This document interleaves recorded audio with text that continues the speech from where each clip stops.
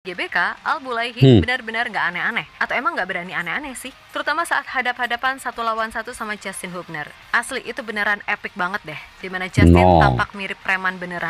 Sampai buat Ali Al-Bulaihi mikir 2 kali kalau mau nantangin.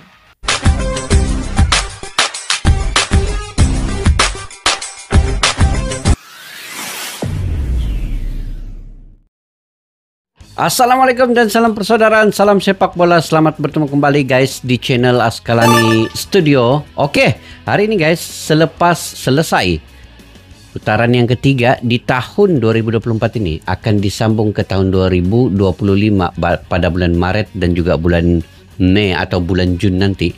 Kini Indonesia fokus kepada Piala AFF, tetapi ini pemain-pemainnya di bawah 22 tahun.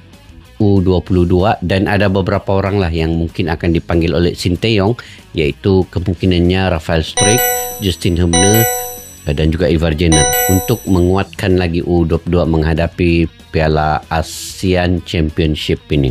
Oke, sebelum itu guys, kemenangan Indonesia melawan Arab itu juga sebenarnya telah disoroti menjadi bualan bukan sahaja di ASEAN, di Eropa, di negara-negara Arab juga menjadi sorotan ini. Jadi saya ingin sebenarnya mereaksi hari ini terkait dengan pemain Arab Saudi yaitu Al-Bulaihi.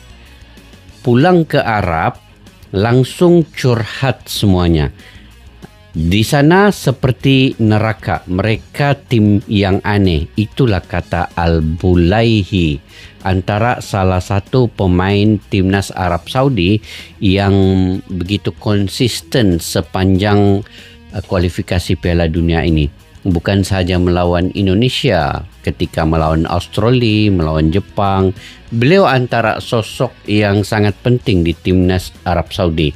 Tapi kenapa bila sampai di Indonesia, tiba di Indonesia bermain melawan timnas Indonesia, beliau semacam dikunci pergerakannya, dikunci oleh Calvin Berdong, dikunci oleh Sandy Walsh, dia tidak dapat bergerak bebas dan akhirnya sampai dia curhatan bila sampai di negaranya sendiri guys, mengatakan bahwa Indonesia ini tim yang sangat aneh dan seperti berada di neraka ketika melawan Indonesia itu. Sangkaan mereka Indonesia itu sangat mudah untuk dikalahkan ya. Karena Indonesia sebelum melawan Arab Saudi dikalahkan oleh Jepang 4-0. Jadi mereka mungkin mengambil sambil lewa dan mungkin menganggap Indonesia itu begitu mudah sekali dikalahkan. Tetapi akhirnya sebaliknya berlaku. Mereka pula telah dikalahkan, ditumbangkan, ditundukkan oleh timnas Indonesia guys. Jadi yuk kita simak dulu video ini sama-sama guys.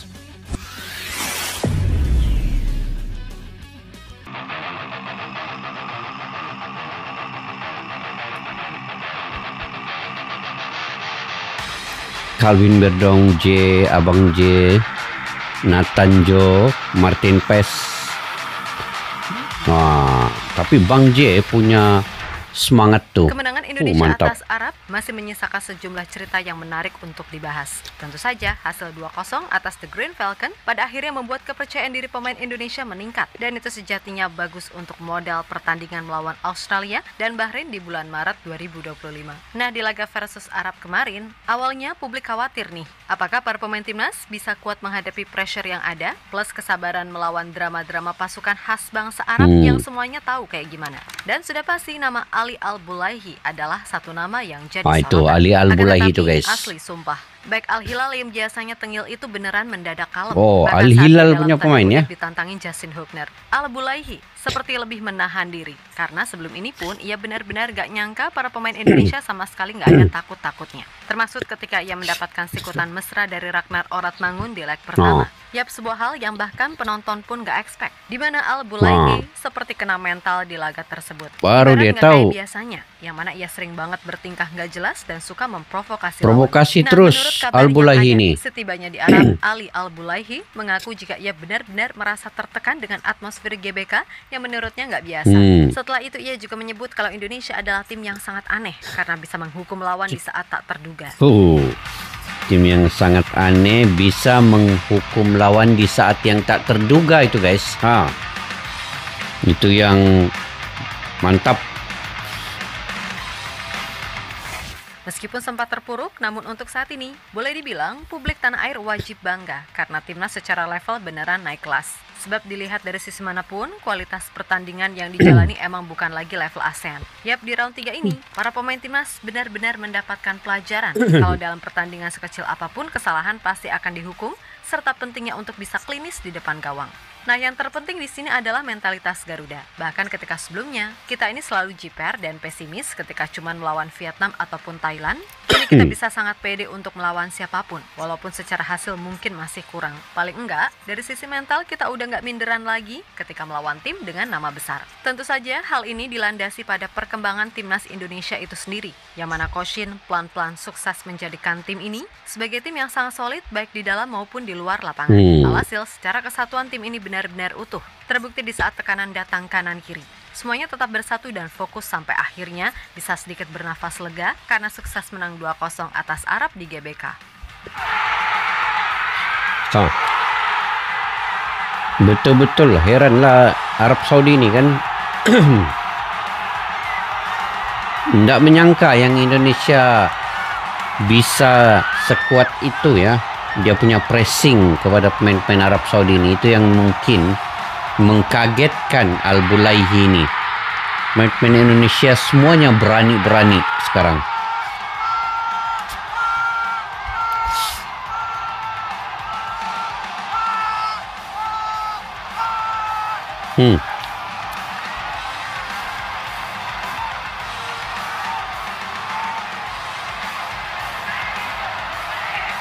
Mantap sekali. Wah, ini selebrasi yang paling cool daripada Marcelino Ferdinand ini guys. Memang mantap lah. Yap, sebenarnya situasi yang dialami oleh timnas Indonesia ini kurang lebih sama ketika di awal-awal pertandingan round 2. Di mana ketika itu tim Garuda benar-benar masuk dalam situasi sulit usai kalah 1-5 dari Irak dan cuman imbang 1-1 melawan Filipina. Namun meskipun dihujat sana-sini, pada akhirnya tim Garuda mampu keluar dari lubang jarum sampai akhirnya lolos ke round 3. Nah, berkaca dari pengalaman tersebut, mudah-mudahan semuanya bisa terulang lagi. Karena sejatinya peluang itu sangatlah terbuka, mengingat masih ada 2 laga home melawan Bahrain dan juga China. Yap, harus diakui, kalau secara jadwal sebenarnya timnas Indonesia ini boleh dibilang cukup beruntung. Tinggal gimana caranya memanfaatkan itu semua karena kembali lagi, nasib kita ya di tangan kita sendiri, kan gitu. Betul-betul. Yap, kembali ke laga versus Arab. Tentu saja nggak ada yang nyangka kalau Indonesia bisa bermain sebaik itu, entah dalam bertahan maupun menyerang. Sebab semua juga tahu, mental tim ini benar-benar lagi diuji. Usai dikerjai Bahrain, kalah mengejutkan dari China, dan dibantai Jepang. Tapi semua kecemasan itu pada akhirnya mampu dibuktikan dengan fighting spirit luar biasa di laga versus Arab. Meskipun tekanannya luar biasa, namun hebatnya sampai peluit panjang dibunyikan, para pemain timnas beneran fight sampai akhir. Gak ada tuh istilah lemes, loyo, ataupun malas-malesan. Pokoknya selama kaki masih bisa berdiri dan berlari. Gak percaya, lihat tuh kemarin Kelvin Verdong yang walaupun udah terpincang-pincang masih tetap maksain fight sampai akhir. Intinya, selain game plan yang sukses dijalankan dengan baik, betul lah, sekejap guys, Kelvin Verdong nih kan bolehlah disebutkan sebagai pejuang yang berhati, berjiwa, baja, mental baja guys. Dia ini apapun ujian yang datang, apapun bentuk masalah, dia tetap memperjuangkan kubu timnas Indonesia daripada diserang oleh pihak lawan. Jadi ini antara salah satu pemain yang kuat, dia punya semangat, kuat dia punya mentalitas ini yang perlu dibangun juga kepada pemain-pemain lain. Jadi walaupun dalam keadaan tinggal 10 pemain ketika Justinus benar dikenakan kartu merah, kemudian ada beberapa pemain yang cedera, Kelvin Verdong juga sampai terhinjut-hinjut dia berlari juga masih tetap tidak mengendahkan dia punya kecederaan itu. Dia tetap berlari dan cuba untuk mempertahankan gawang itu ya, daripada diserang lagi oleh Arab Saudi. Ini barulah mental dia, mental seorang pejuang lah. Percaya, lihat tuh kemarin Kelvin Verdong yang walaupun udah terpincang-pincang masih tetap maksain fight sampai akhir. Intinya, selain game plan yang sukses dijalankan dengan baik, semangat juang tim Garuda untuk memberikan yang terbaik sangat amat layak diapresiasi. Betul-betul. Ini memang betul-betul loh, dia apresiasi ini. Tengoklah Calvin Benung, berapa orang yang pergi tempat dia ini membantu, walaupun dia sudah tidak mampu lagi untuk berjalan, guys. Hai, terharu nampak ya Calvin Benung nih. Gila, pemain yang betul-betul cintanya untuk bangsa Indonesia ini dengan Garuda Lencana di dada itu kan. Yap, di laga tersebut ini kembali lagi Al-Bulaihi. nama Ali Al-Bulaihi jadi salah satu nama pemain Arab yang begitu diperhatikan sama fans timnas. Maklum sih, karena back yang satu ini emang terkenal sangat tengil dan provokatif. Akan tetapi, sekali lagi mental Garuda nggak cemen. Sama seperti di leg pertama, Al-Bulaihi nggak banyak petingkah. Apalagi usai kena hantaman mesra dari Wahaji Ragnar mode gundul. Dan di GBK, Al-Bulaihi benar-benar nggak aneh-aneh. Atau emang nggak berani aneh-aneh sih? Terutama saat hadap-hadapan 1-1 sama Justin Hubner. Asli itu beneran epic banget deh. Dimana Justin tampak mirip preman beneran. Sampai buat Ali Al-Bulaihi mikir 2 kali kalau mau nantangin. Sebab sebelum itu dia udah kena mental duluan saat berulang kali berhadapan dengan Sandy Walsh. Intinya, para pemain timnas Indonesia kayak ya udah sini macam-macam sikat gitu. Nah, menurut kabar yang ada, sepulangnya di Arab, Al-Bulaihi cerita kalau atmosfer GBK beneran udah macam neraka. Panas, engap, ditambah riuh gemuruh supporter yang intimidatif. Ditambah sikap pemain Indonesia yang asli nggak ada takut-takutnya. Dan back Al-Hilal tersebut bahkan menyebut Indonesia sebagai tim yang aneh. Dimana ketika mereka main di bawah tekanan, justru permainan terbaik mereka muncul. Padahal sebelum ini, saat mereka dijagokan menang, malah kalah. Tapi bagaimanapun, di luar pertandingan, Al-Bulaihi mengaku cukup enjoy berada di Jakarta. Karena emang sambutan publik tanah air yang sangat ramah ketika itu. Ya, panas pas pertandingan itu biasa. Yang penting setelah itu ya udah normal, balik lagi saling respect. Betul. Hanya 90 menit ya lawan di atas lapangan nih. Selepas itu normal lah kembali. Jangan dibawa-bawa keluar, guys ya. Di lapangan itu cukup sampai di situ. 90 menit selesai. Akhirnya kembali. Tapi memang Al-Bulaihi ini, dia punya provokasi ini terlampau kuat lah kan. Di sisi lain, menanggapi kekalahan ini, legenda timnas Arab Saudi, Fahad Al-Harifi, mengaku sangat marah karena merasa para pemain Arab Saudi terlalu meremehkan laga melawan Indonesia. Di mana Fahad menyebut para pemain Arab Saudi sama sekali tidak fokus jelang pertandingan melawan Indonesia. Pemenang Piala Asia 1988 tersebut mengklaim para pemain Saudi justru lebih sibuk main media sosial sebelum pertandingan sampai akhirnya dikalahkan Indonesia. Kami berharap bisa meraih kemenangan hari ini, tapi sayangnya ada masalah administratif di tim nasional. Para pemain sibuk dengan Snapchat dan lupa bahwa mereka sedang menjalankan misi nasional. Hari ini, semua pemain bermain buruk, kecuali kiper Ahmed Al-Kassar. Jika bukan karena dia, kekalahan akan diputuskan lebih awal. Ucap Fahad dikutip dari Kura.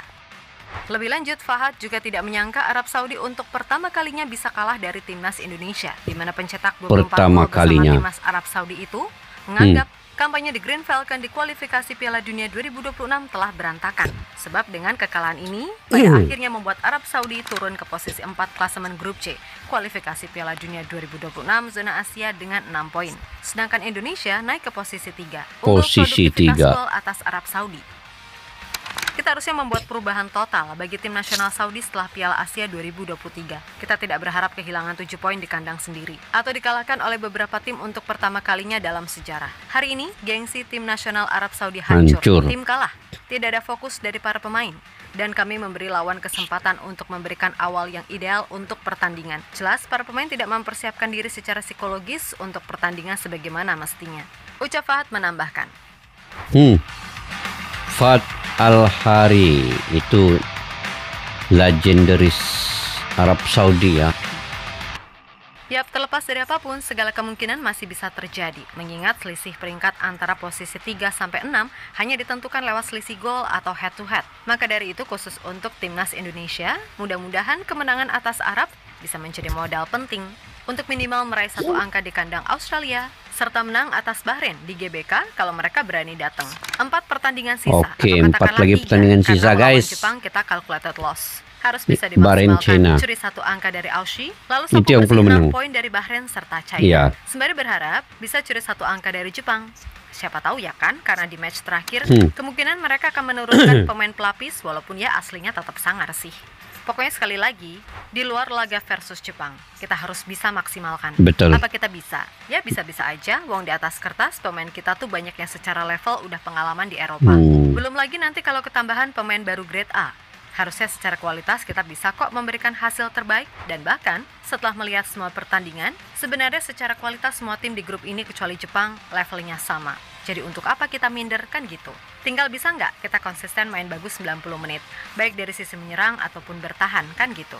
Pokoknya semangat terus tim Garuda. Dan di Desember nanti kita sambut dulu ajang paling bergengsi sejagat raya.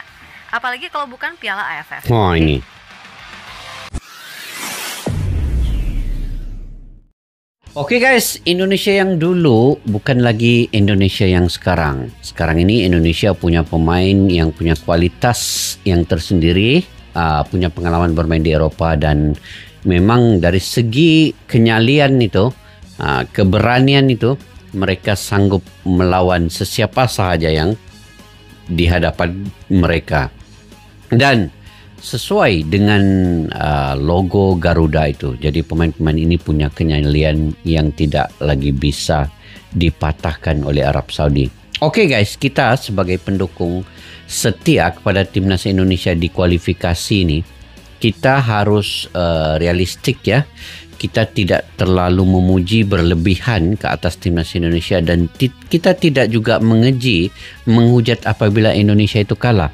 Kita tetap mendukung, memberi semangat, memberi kritikan yang baik, memberi saran-saran yang realitas sesuai dengan fakta, data, dan apa yang dibutuhkan oleh timnas Indonesia itu. Oke, sekarang ini timnas Indonesia akan mengharungi 4 lagi perlawanan. Secara realistasnya dia perlu memenangi perlawanan, bisa menang ke atas Bahrain dan juga bisa menang ke atas China bermain di GBK itu. Kalau permainan timnas Indonesia itu sama seperti apa yang mereka bermain ketika melawan Arab Saudi, pressing cepat, stamina tinggi, 200% bermain. Begitu juga melawan Bahrain dengan China nanti. Kena pressing cepat, daripada atas itu pressing lawan supaya lawan jadi tekanan. Itu yang penting dulu. Kemudian baru stamina itu meningkat. Bermain habis-habisan, berjuang mati-matian seperti yang Calvin Berdong. Walaupun sudah kakinya terpincang-pincang berlari, tetapi masih tetap ingin mempertahankan kubu timnas Indonesia, gawang timnas Indonesia, daripada dibobolkan oleh Arab Saudi, diserang oleh Arab Saudi. Oke, kalau ada keyakinan yang begitu, kekuatan yang begitu, melawan Bahrain dan China, insya Allah akan menang lagi selepas ini. Dan sekarang ini fokus timnas Indonesia itu adalah di Piala AFF. Pemain-pemain yang diturunkan U22, dan kemungkinan akan dipanggil beberapa orang pemain diaspora yang saya katakan tadi. Kemungkinannya Rafael Struijk, Ivar Jenner, Justin Hubner. Jadi kalau ada ini tiga, memperkuatkan lagi U22 ini. Dan ini sebenarnya peluang Indonesia untuk merampas kembali Piala AFF ini juga, ataupun yang tidak pernah mereka menangkan itu akan dirampas ke bumi Indonesia guys. Inilah peluangnya sebenarnya. Pemain-pemain lain itu tidak apa, biar rehat sementara menantikan Piala kualifikasi pada bulan Maret tahun depan, biar U22 yang bekerja untuk Piala AFF ini.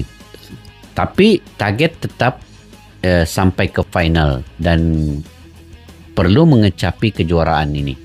Barulah Indonesia ini full complete pada tahun 2024 ini secara keseluruhannya, daripada kelompok umur sampailah ke timnas senior dan juga Piala AFF ini. Seru, makin seru banget guys. Kalau dapat mengecapi Piala AFF ini, walaupun dia tidak masuk dalam kalender FIFA, tetapi dari segi signifikan, dari segi nilai, dari segi value-nya, Piala AFF ini juga antara salah satu kejuaraan yang menampilkan bibit-bibit muda di ASEAN ini. Jadi insya Allah kita berharap Indonesia dapat menampilkan sebuah tim yang baik dalam Piala AFF ini untuk berjuang merebut kejuaraan yang baru pula bagi timnas Indonesia, karena mereka adalah runner up yang paling terbanyak di Piala AFF ini. Oke guys, mungkin apa pendapat kalian terkait dengan perkara ini? Kita melupakan perlawanan melawan Arab Saudi, melawan Jepang, biar kita fokus di depan pula di Piala AFF dan juga kualifikasi dengan 4 perlawanan lagi yang akan datang ini. Oke, sampai di situ saja guys video pada kali ini. Mungkin kalian punya pandangan pendapat sendiri, kalian boleh komentar di ruang kolom di bawah. Sampai kita jumpa lagi. Assalamualaikum warahmatullahi wabarakatuh. Bye bye. Askalana Studio untuk kita channel yang bereaksi tentang apapun yang ada di Indonesia, channel YouTube dari Malaysia di Askalani Studio. Jika mau tahu tentang Indonesia, ayo like and subscribe channel kami Askalani Studio. Askalani Studio.